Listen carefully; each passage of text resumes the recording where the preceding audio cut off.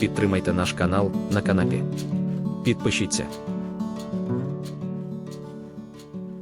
Леонід Данільчик. Хутір Мазури. Цикл оповідань. Оповідання «Лісовичок». «Ні, Петре, то не вольно так чинити. Вертаймось, ходімо до лісу». Петро озирнувся. Закутаний у лахміття Юрко важко дихав. Промова відібрала останні сили, і парубок кволо сповз по стовбуру граба. Петро не ворухнувся, лише розтер язиком густий слиз о піднебіння і неквапно сплюнув на брудний обрус снігу під ногами. По хворобливо блідому обличчю побратима повзали яскраво червоні плями морозу. Невдовзі голод і холод остаточно зморить цю ще донедавна повну наснаги істоту. «Кажеш, до лісу?» Юрко не відповів. Мовчали. Повстанців ховало засніжене гілля узлісся. Крізь нього проглядалась перша хуторська хата. Зовсім поруч. Петро вагався. Дорога до Криївки недалека.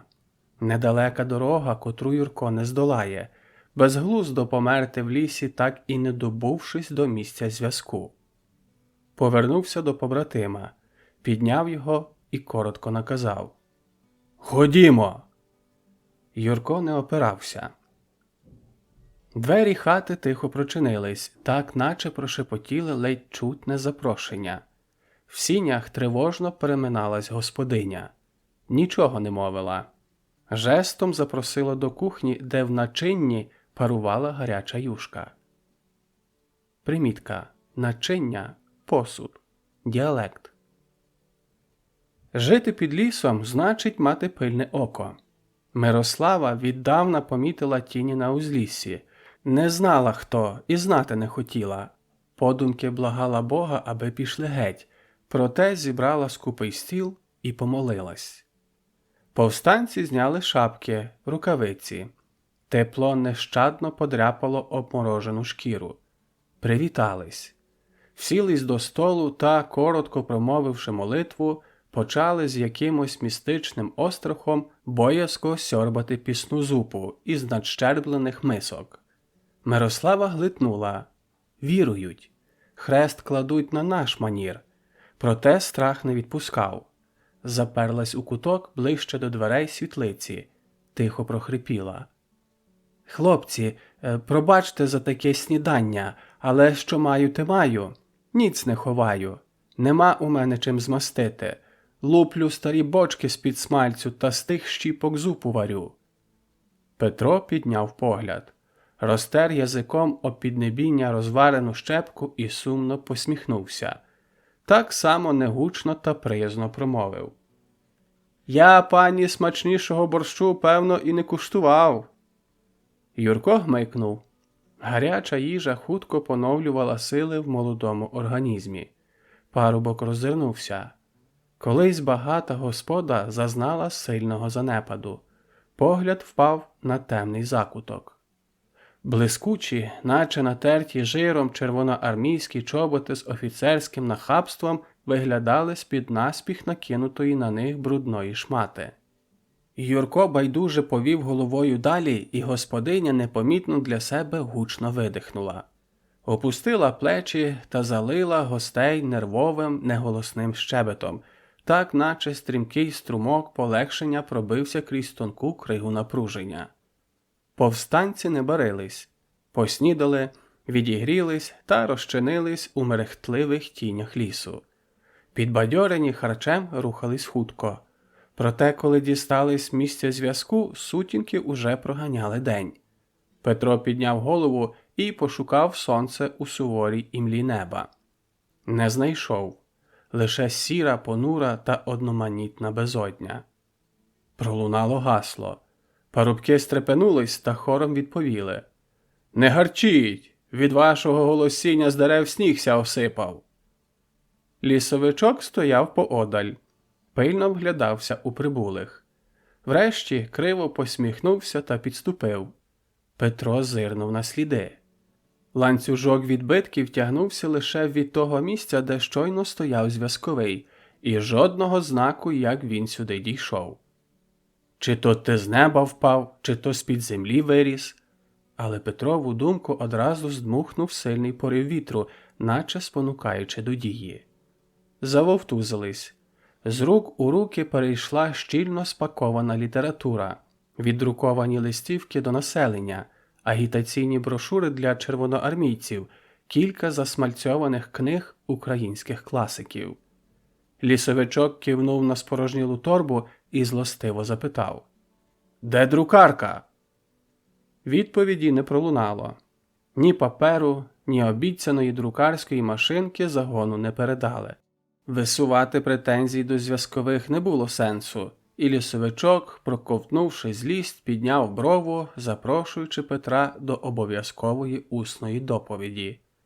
Інструкцій виявилось небагато. Місця та час майбутніх зв'язків, гасла, дії в разі провалів, усе як завжди. Водночас просто та складно, просто на словах і складно до виконання. Підвелись. Лісовичок закинув сумку на плече, з докором оглянув витоптане в болото місце та, не відриваючи погляду від цієї калюжі, наче мимохідь спитав: «Снідали сте де? Обідали? На хуторах, може, в кого де ночували?» Зв'язкові перезирнулись та занадто рішуче замотали головами. Лісовичок, надалі розглядаючи мішанину брудного листя зі снігом, облизав губи, кивнув та, не розвітавшись, зник серед темних стовбурів. Вітер гулко зітхнув. Крони сколихнулись, дряпаючи гострим гіллям небо, та осипали хрусткий, скрижанілий сніг додолу. Юрко поступився від несподіванки. Втерся, зло сплюнув та поглянув на побратима. Петро дивився собі під ноги і повільно тріпав одяг. Щойно витоптане місце сховалось під свіжим насипом. Жодного сліду перебування людей. Лишень гладкий, цнотливо білий обрус довкола, лише чорні, нерухомі силуети грабчаків. Перезирнулись. «Чортівня!» – підсумував Петро та махнув рукою в напрямку сходу. Рушили. Ліс довго не випускав, але врешті дерева розступились та відкрили білий степ під чорним нічним небом. Понура сіра мла розтанула, і згори бадьоро засяяв яскравий півмісяць, оточений серпанком чумацького шляху. Парубки хутко рушили полем, напростець до Діброви, так, щоб якнайшвидше знову опинитись у прихистку дерев. Під ногами зрадницьки захрустіла крихка кірка підмерзлого снігу. Петро взяв Юрка за лікоть. Завмерли. Відлуння продовжувало крокувати. Ритмічно, без наміру зупинитись. Хлопці озирнулись. Позаду ожили їхні власні тіні і, ступаючи слід у слід, містично наближались до своїх господарів. Юрко сіпнувся, але Петро, усе ще міцно стискаючи його лікоть, прошепотів: «Спокійно, у нас уже ніц немає, ми чисті!» «Слава Ісусу Христу!» – привіталась Петрова тінь. Юркова лише ледь помітно кивнула. «Слава навіки Богу!» – якнайбадьоріше відповів Петро, а Юрко, вторячи своїй тіні, стримано кивнув. «Куди напрямуєте, хлопці? Тож не тутешні ви?» – підтримала веселий тон Петрова тінь. «Роботу шукаймо. Ото йдемо з Мазурів на Рибче. Може, кому яка поміч треба? То ви хто є? Як тутешні, то підкажіть нам чого». «Тутешні!» Гучна, начебто невимушена балачка розвіяла дрімоту півмісяця. Він скинув із себе простирадло хмаринки, визирнув та обережно прислухався. Відблиск світла блимнув на натертих смальцем офіцерських чоботах. Повстанці впізнали недавно бачене під ганчіркою взуття червоноармійця. Петрова тінь запнулась, прослідкувала погляди. Щиро подивувалась недолугості російського комісара і, зрозумівши, що далі немає змісту бавитись у словесні ігри, вихопила пістолет. Петро подався вперед і перехопив жест. Ударом в скивицю осадив опонента та відібрав зброю. Юрко викинув ногу. П'ята вгатила офіцеру в коліно. Той крякнув та повалився набік. В падінні видобув наган і вистрелив навмання. Гуркіт роздер ніч. Повстанці стрепенулись та рвонули геть. Спотикаючись об борозни, падаючи та миттю підіймаючись, хуткими зигзагами помчали до Діброви, подалі від місця зв'язку. Новий грім наздогнав утікачів. Повстанці повалились. Петро вскочив, озирнувся. Юрко лежав і кволо вовтузився. Довкола нього хутко розповзалася чорна пляма. Кров топила сніг, перетворюючи його на липку багнюку. Петро встав на одне коліно, впер лікоть, зафіксував зброю і чітко, методично, відраховуючи набої, відстрілявся по переслідувачах. Поклав обох. Позволікав, не підіймались. Наблизився до побратима, швидко обмацав. Юрко рішуче відсторонив Петрові руки і гаркнув: «Стегно!» Кривава пляма перетворилась на калюжу. Штанина пульсувала під венозним фонтаном. Петро скинув куртку, віддер рукав сорочки та почав крутити з нього джгут. Гримнуло. Не зважив. Продовжив роботу. Лише коли нахилився до Юрка, відчув гострий біль від поранення. Новий постріл змусив накрити своїм тілом побратима. Петро помилився. Серед переслідувачів залишився живий і, можливо, навіть не поранений. Лівицею обмацав власну рану на животі. Поглянув на Юрка. Жодних шансів на порятунок. Загинути негайно або сконати на тортурах. Пальці стисли руків'я пістолету. Дуло вперлось у скроню побратима. «Не зволікай, Петре!» Голос Юрка прозвучав напрочуд твердо та рішуче.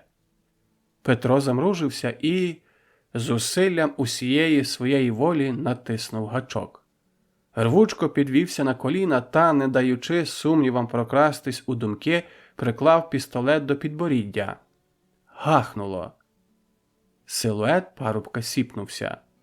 Погойдався, наче зламана молода стеблина, і поволі опустився на криваве місиво снігу. Лісовичок гучно вигукнув. Луна рознесла окрик сполоханого птаха. Гасло зупинило виступ повстанців. Завмерли у темряві узлісся. Рятувати уже було нікого. Допомога спізнила. Спостерігали, як комісар вислуховує нечутні їм благання пораненого колаборанта. Щось кидає у відповідь та прямує до полеглих змагарів. Обшукує. Злостиво копає трупи.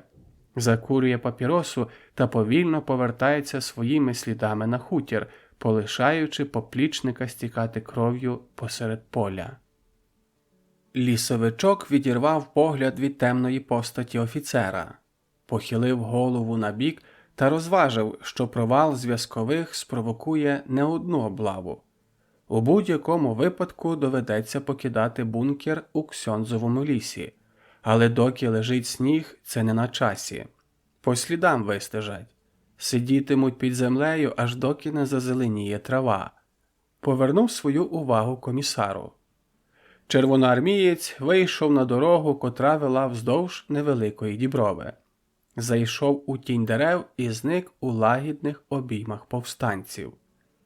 Окрик сполоханого птаха сповістив лісовичка про те, що невдовзі він особисто познайомиться із полоненим офіцером радянської армії у затишному сховку сподвижників визвольної боротьби. Колеса возу скрипнули, і Павло подумав, що їм ще недовго залишилось служити. Зітхнув. Потягнувся за милицями. Як міг, вправно скинув єдину ногу та зашкутильгав до двору. Молоденька, соковита трава пестливо зашаруділа під кроками. Роман махнув брату на прощання, прикрикнув на коней, і ті поволі рушили далі. «Тату, тату!» – задзвеніла Славця, і Павло, усміхаючись, прискорився. Збентежені нотки сприйняв за вияв радості. Переклав милицю у правицю та пригорнув до себе сполохану дитину. «Тату, тату!» Мала вивільнилась та спурхнула до хвіртки. Прочинила. Павло поволі пройшов малий двір та спинився, оглядаючи поріділий сад. Податок на плодові дерева змушував селян вирубувати набутки своєї старанної багаторічної праці. Поміж дерев по двоє-троє гуртувались повстанці. На невеликих багаттях мостились різноманітні металеві начиння, тобто посуд. Горнята, банячки, миски тощо. Усе, яке було в Павловій господі, і те, яке принесли із собою. Хлопці варили шматки м'яса. Майже у кожній групі проглядались гладенькі обличчя підлітків, котрі ще не зазнали дотику бритви. Славця вчепилась в ногу батька та, ковтаючи плач, зашепотіла. «То Йосько! То вони Йоська забили!» Павло озирнувся на стайню, де ще зранку топтався добротний бичок. Мовчки повернув погляд на дивний бенкет. Очі натрапили на худого, наче висіченого із сухостою парубка. Тверді, гострі риси ватажка заворушились, і Павлу здалось, що обличчя змагаря от-от розсипеться на щепи. Лісовичок промовив. «Приймай, господарю, гостей! Не відмов! Не проганяй!» Павло поглянув вділ на доньку, пестливо погладив її маківку та сумирно відповів. «А я хіба маю як? Хто ме послухає? Стрельнете!» «Не кажи так, зазулю! Коли ми люд стріляли?» «А я видів коли?» – подумав Павло, але вголос промовив. «Гості через хвіртку ходять, а не через паркан лізуть!» Кивнув головою в сторону городу та додав. «Москалі прийдуть. Завидять, а як не завидять, то сусіди підкажуть, що лісовики в зазулі бенкетували і зашлють нас до Сибіру. Дитину пошкодували б. Взяли б бичка та йшли геть до лісу». «Не зашлють. Сусіди схочуть жити, не підкажуть. Життя миліше за зраду». Лісовичок замовк. Збагнув, що висловив погрозу, від якої щойно відрікався. Недолугу павзу обірвав окрик. «Облава!» Загін зірвався на ноги та, полишаючи усе в безладі, понісся через загорожу в керунку лісу. Парубки налітали на кущі та дерева, один на одного, спотикались, падали, губили зброю, перевертали начиння. Лісовичок не ворушився. Гострим, злим поглядом спостерігав панічну втечу. Лише по крайньому повстанцю побіг слідом. Павло пострибав до вогнищ. Заходився розкидати милицями багаття та згортати вкупи посуд. За спиною зайойкала дружина. З тихим наріканням почала скидати у принесене простирадло усе нараз – автомати, миски, горнята, шматки м'яса. Славця вскочила в кухню. На бамбетлі тулились дві забуті гранати. Вхопила. Вискочила на ганок. Батьки уже тягли зав'язане простирадло до колабані, тобто озерце в садку, аби втопити. «Шкура!» – вигукнула Кася, згадавши за рештки безталанного бичка. Павло розпачливо скинув очі. Подружжя жбурнуло ношу у воду та кинулось до місця розправи над худобою. Мала не наважилась турбувати батьків. Шмигнула через двір до городу. На дорозі роззирнулась. Від заходу за Томковою хатою чорніли шеренги енкаведистів. На південь, попри хати Чапляків та Мирослави, безладно мчали нечисленні повстанці та пірнали у сховок лісу. Корячись незрозумілому прагненню, дівча вчепилось поглядом у лісовичка та рвонуло за ним. Ватажок не надто поспішав. Сповільнювався. Переходив на пішо. Пильно вглядався. Відзначав, які двори нещадно обшукують, а які оминають. Пригадав зимові допити офіцера та скерувався до Мирослави. Ніким не помічений вийшов до хати під лісом. В закутку між стодолою та шопою господиня притишено торохтіла, вказуючи каральному загону напрям до зазуленого саду. Скоромовка малозрозумілої мови не надто добре вкладалася у гарячий умит червоноармійців. Зате лісовичку вистачило кілька ледь чутних фраз. НКВДисти рушили. Повстанець провів їх поглядом. За кутик ока зачепилась тремтлива тінь. Лісовичок витримав довгу паузу та поманив Славцю до себе. Дитя слухняно наблизилось, віддало гранати і лише зараз, усвідомивши усю повноту небезпеки, провалилось у панічний страх. Короткий, м'який жест парубка обірвав нашестя.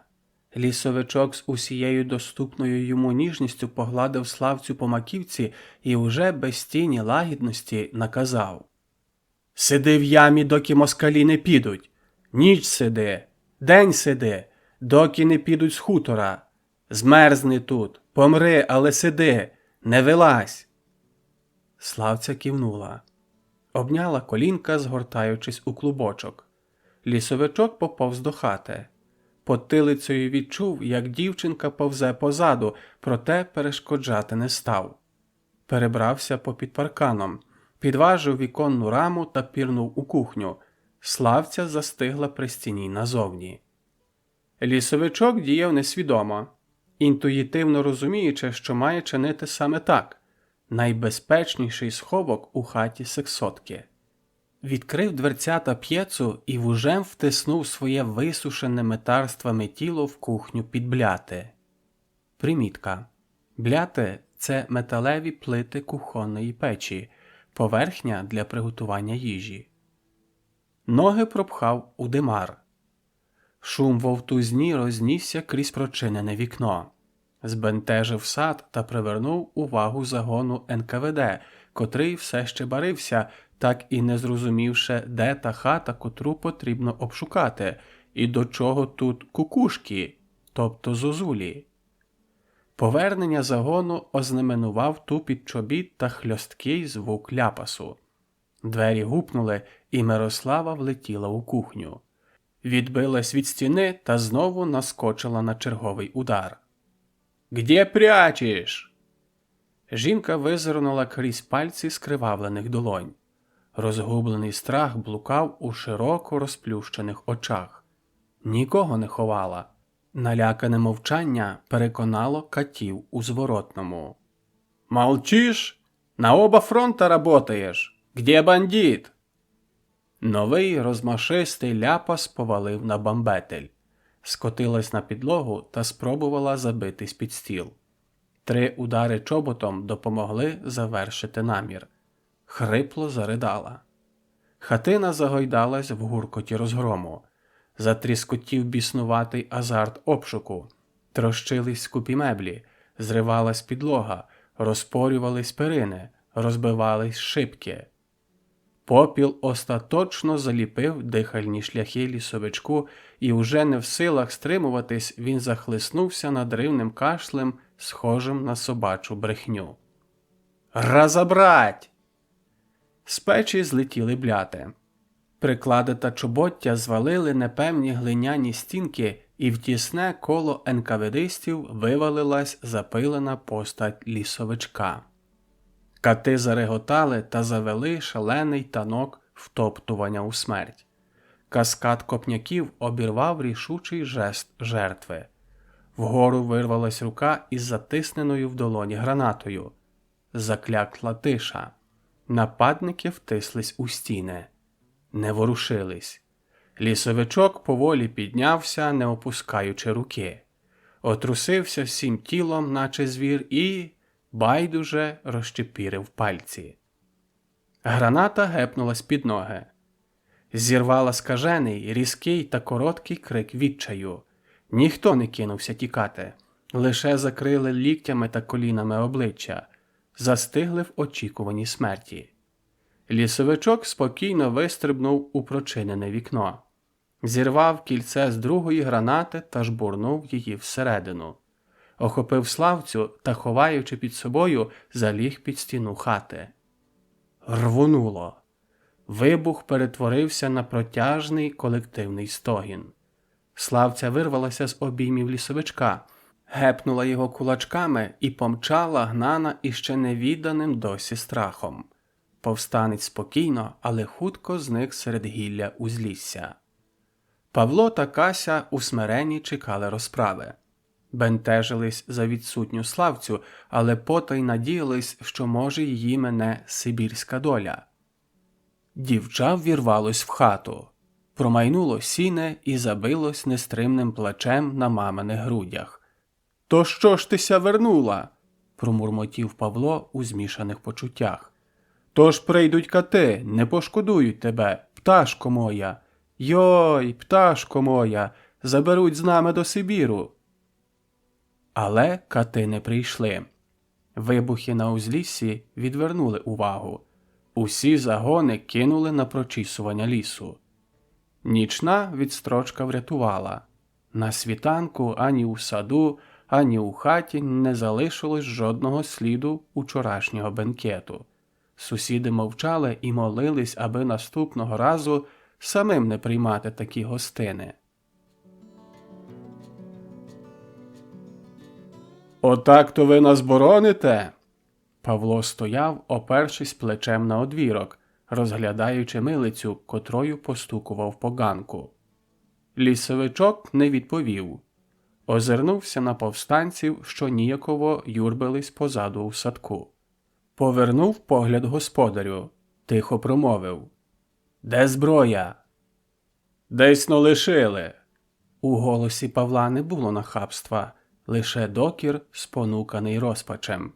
Помовчав та додав: «В калабані», тобто ставок в садку. Не повертаючи голови, лісовичок кивнув у бік ставка, і змагарі посунулись видобувати з води полишену зброю. «Їжу одбираєте, худобу б'єте!» Слова каліки тремтіли від образи. «Попід ніж москалям кладете, а самі до лісу! Ховатись! А ви люд на поталу?»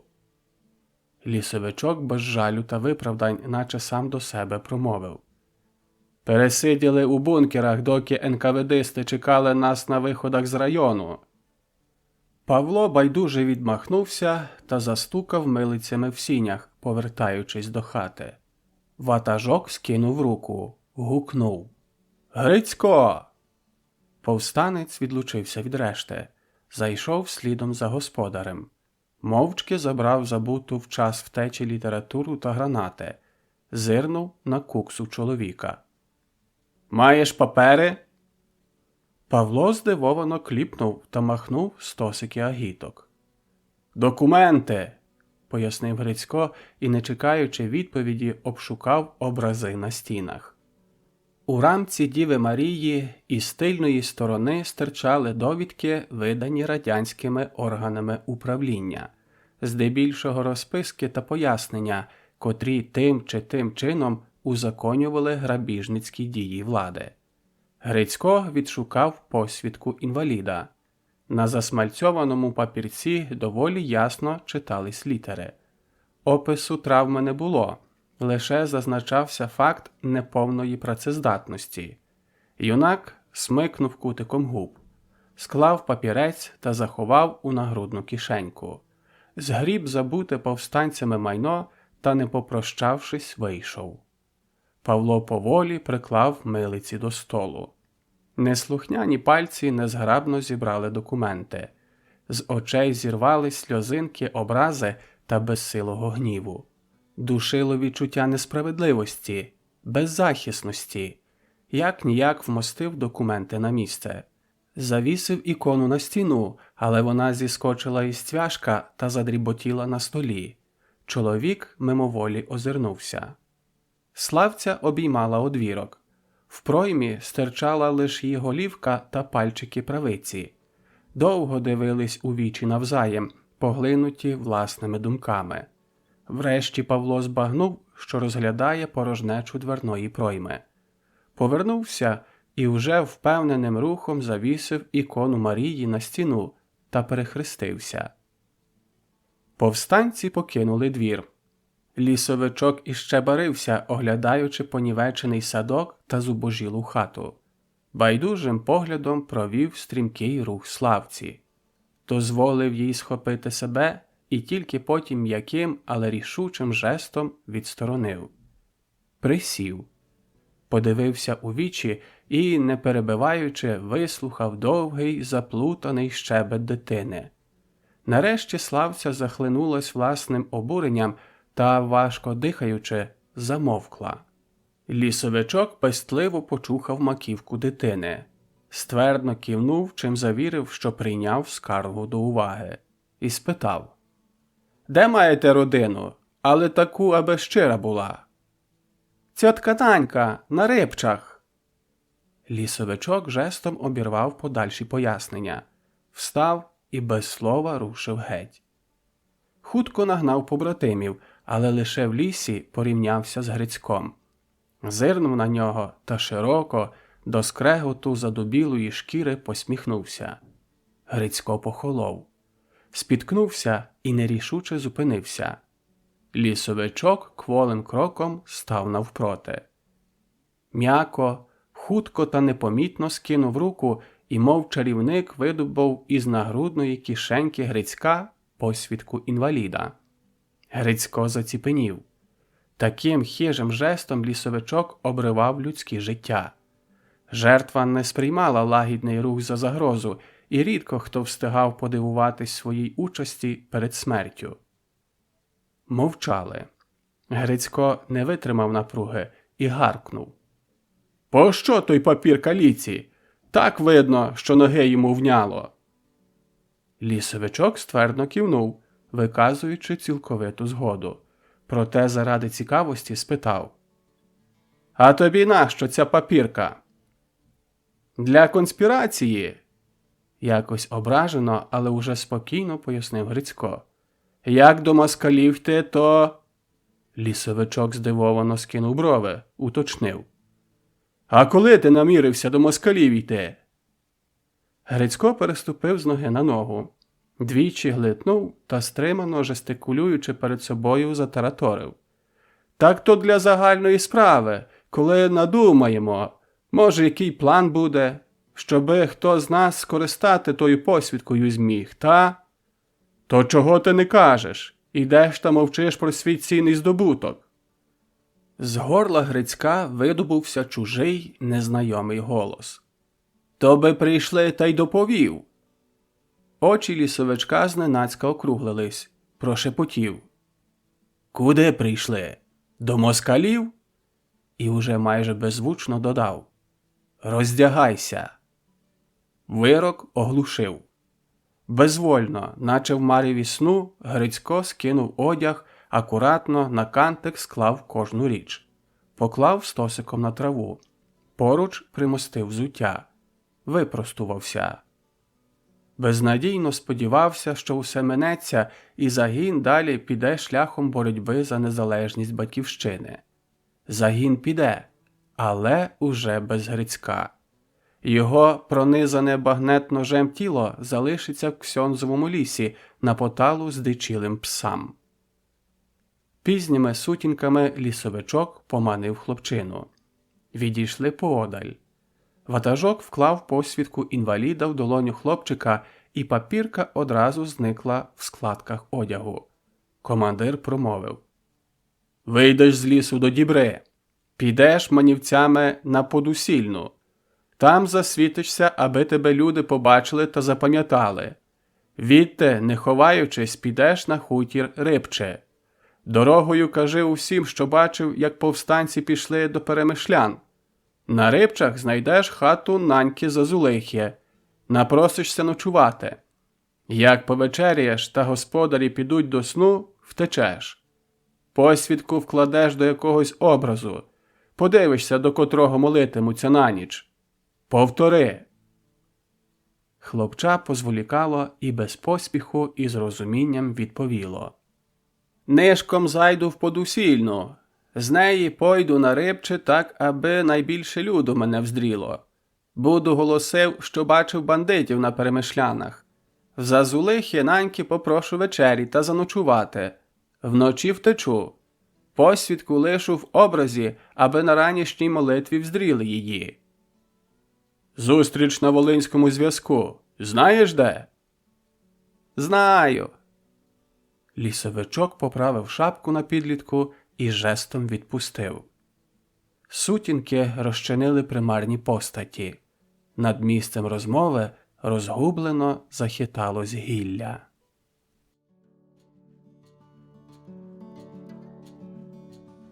Підтримайте наш канал на канапі. Підпишіться.